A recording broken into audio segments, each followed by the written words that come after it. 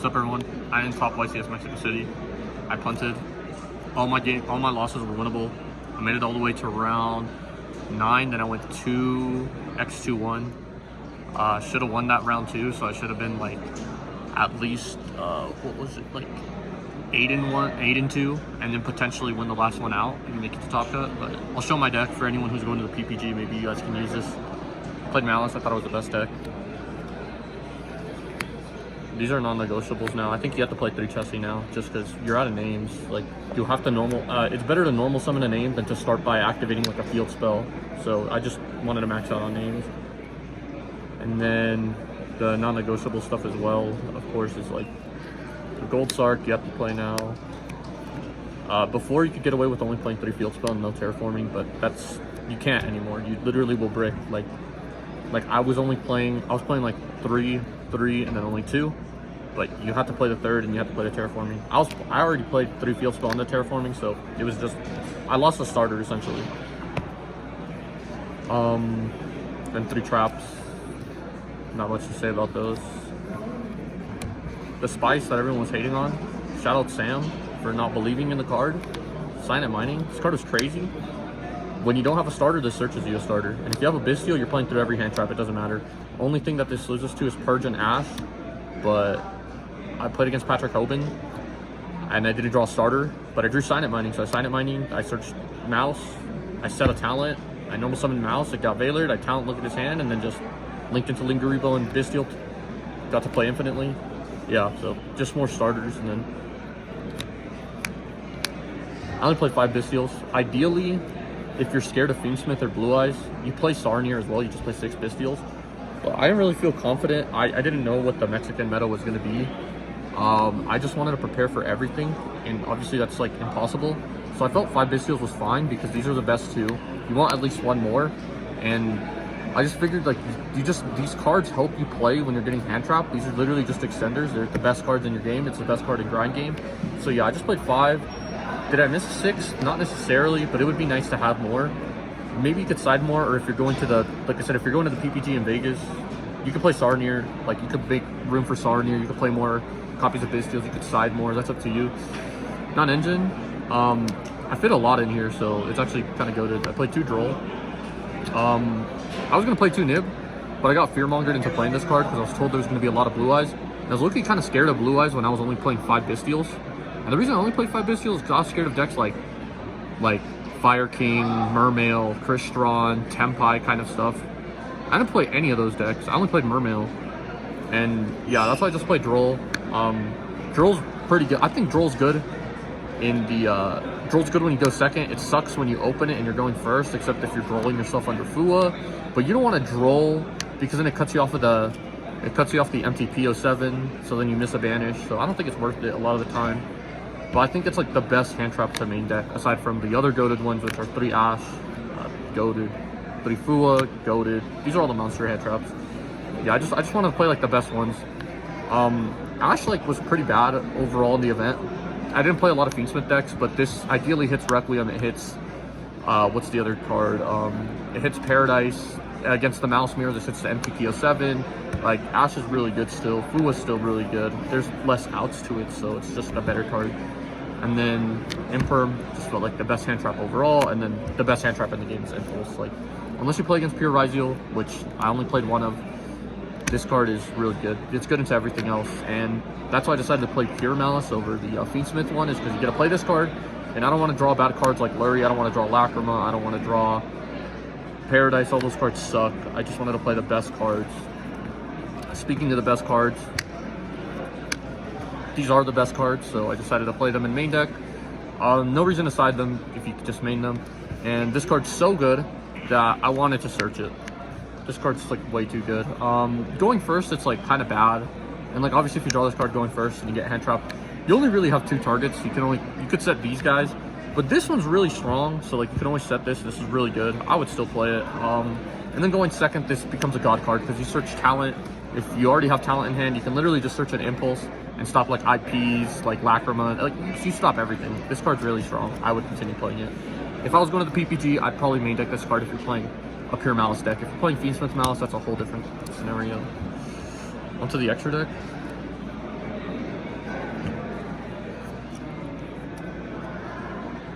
I'm gonna go over the flex spots first. I played these guys. This one technically isn't a flex spot, so I'll talk about it later. I played Phoenix because I thought it was either Phoenix or double SP, and I decided to go with Phoenix just in case, you know, because you don't have to have an extra deck monster, and you run through your Lingerie Bow if you do the Bistio, if like your normal summon gets interrupted. So I wanted just like a different card because sometimes you go through your Lingerie Bow. So yeah, this card was fine. I summoned it like twice and it was good. Cerberus, I never summoned it, but it's for Hunter. The one time I got Huntered, I had this, so I just thrust it into talent and took it. So, but it would have come up there. Then Lingerie Bow. Unfortunately, we got to play this guy, or we only have to play Link 1. I actually played this guy at Houston when I topped. I didn't release the deck profile. It didn't really matter. The format was over.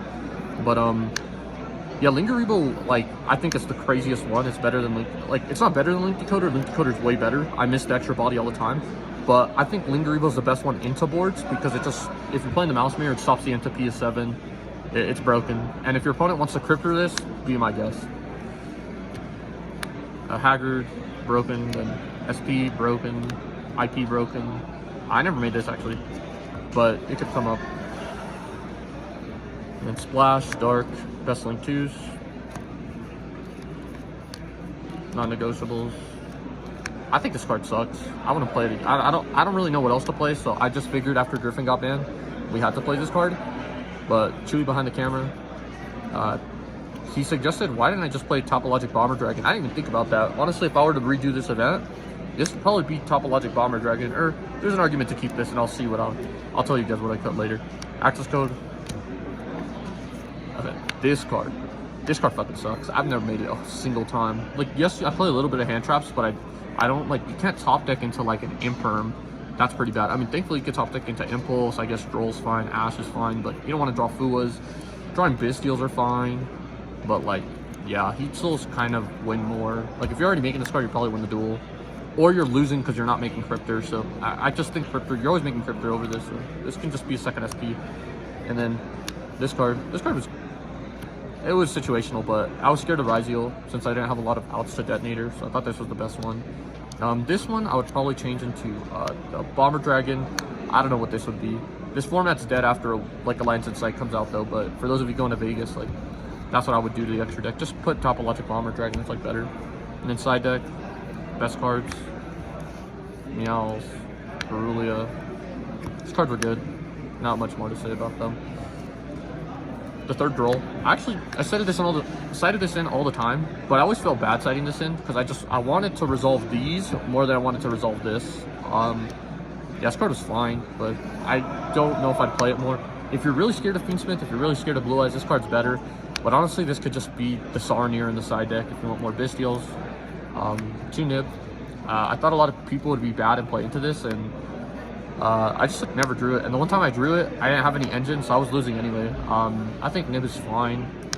I don't really have much to say about them. Like, maybe there's an argument this could be like the 3 Sarnier, and you have more Bistials, but like if you're playing against like Fiendsmith decks, but you don't want to play into Fiendsmith Malice and Bistial their Fiendsmith cards and then just normal analysis. Just, I thought this card was the best card paired with the Chummies, so I played it. I think that one's fine.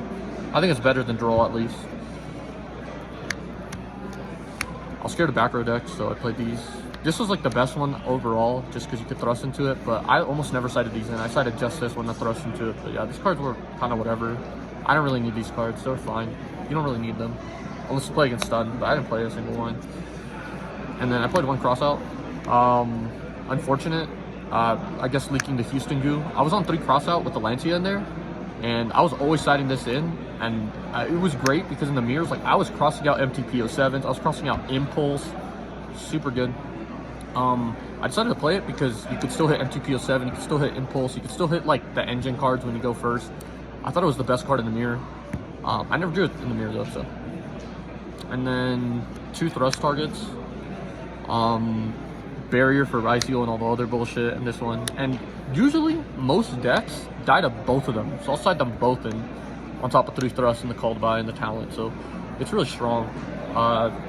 If you're asking why I didn't play the Artifact Sanctum, it's because I already don't play Lancia. I don't think Lancia is very good because this card's better into Fiendsmith Malice, and I think Fiendsmith Malice is the quote-unquote alleged best deck. I don't think it's the best deck. I think Pure is better still. But because of the popularity of the Fiendsmith, I think this card's better because it forces them to give you draws, whereas Lancia just turn skips them, and if they have like a thrust into their own sanctum, like you're just not playing either way.